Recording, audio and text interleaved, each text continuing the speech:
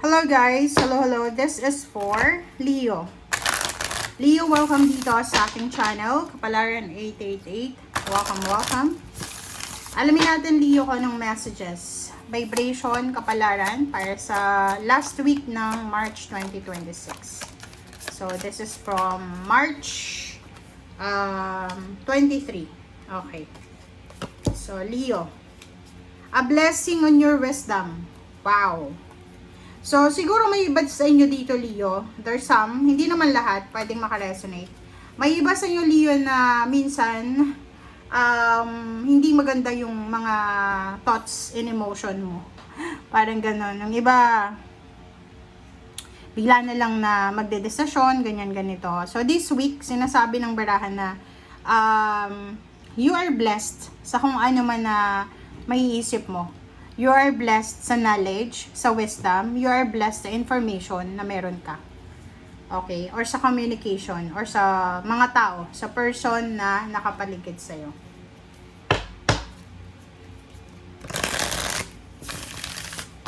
Okay. Leo.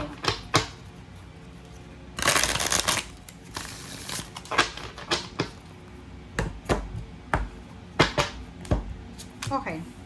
First card natin, Leo, ay, this is Queen of Pentacles. Queen of Pentacles, this is Hierophant. Next is, this is Withdrawal.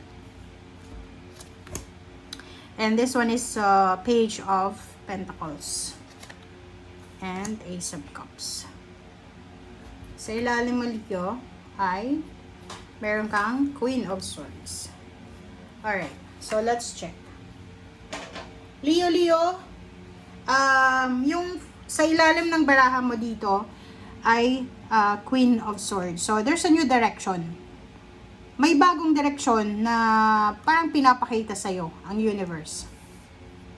Siguro dati, especially yung ibang Leo na ang tagal-tagal yung naging unemployed, or kahit ngayon, may trabaho ka, pero parang hindi maganda yung flow ng money. Hindi maganda yung pagpasok ng pera sa'yo. Puro lang palabas.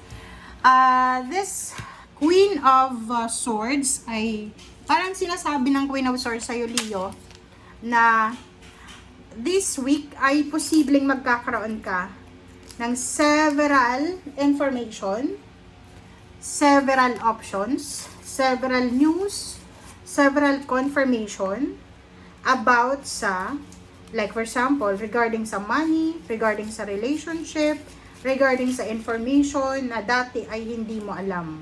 Okay? So, ano yung ibig sabihin niya, guys? Ang ibig sabihin niya, dati parang feeling mo, kailangan mong i-please yung mga tao. Dati ang parang nakikita mo na ay kailangan ko mag-outshine eh, 'di ba? Mapapansin ako ng mga tao kung magpapakitang gilas ako, parang ganun. But this week, marirealize mo na no. Kailangan ko mag-stay put, kailangan ko chill lang, kailangan na ano lang ako eh. Kalmado lang. Okay? So, yung first card mo dito na Queen of Pentacles, related siya sa Queen of Swords. So, ibig sabihin, there's a new direction na posibleng inilalatag sa iyo ang universe na pwede mong pagkakitaan. So, new wisdom siya. Halimbawa, hindi ka makakuha ng trabaho, makahanap ng trabaho sa profession mo. Ilang taon na. And this week, marirealize mo na, sa internet pala, online pala, pwede din akong maghanap ng trabaho. So, wisdom. Yun, parang wisdom yun. Enlightenment sa'yo. Marami kang hindi alam dati na malalaman mo sa ngayon. Hierophant. So, ganun din. Dati parang pakiramdam mo, mag-isa ka lang. But now, parang mararamdaman mo, marami palang kumakampi sa akin. Dati, kailangan mong mag-people please. Pero ngayon, marirealize mo, Leo, na kahit pala hindi ko sila i-people please, suportado nila ako. Parang ganon. And another, sa pera, sinasabi ng bara sa'yo dito na dati, nahihirapan ka, yun nga, napapasukin yung flow ng money sa'yo. Like yun, may mga pumapasok, may trabaho ka, pero hindi ka nakakapag-ipon. But this week, sobra-sobra yung kaligayahan mo. You are full of happiness, full of success. Kasi, maraming balita ka na matatanggap.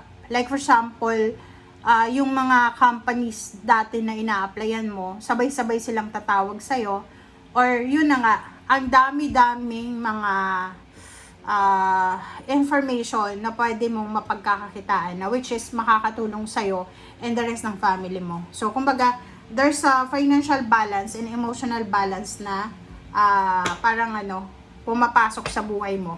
Na yung iba sa inyo hindi nyo pa nararamdaman, pero by the end of March, sinasabi ng Barahali yun na there's something important na magsisimula.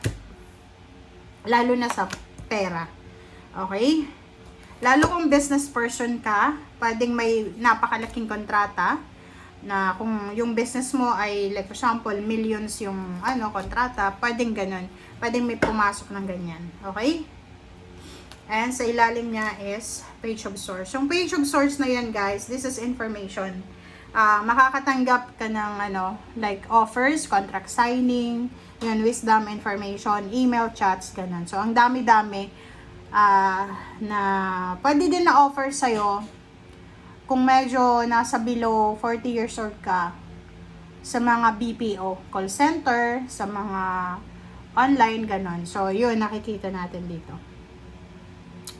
Relationship, nakikita ko yung stability ng relationship mo.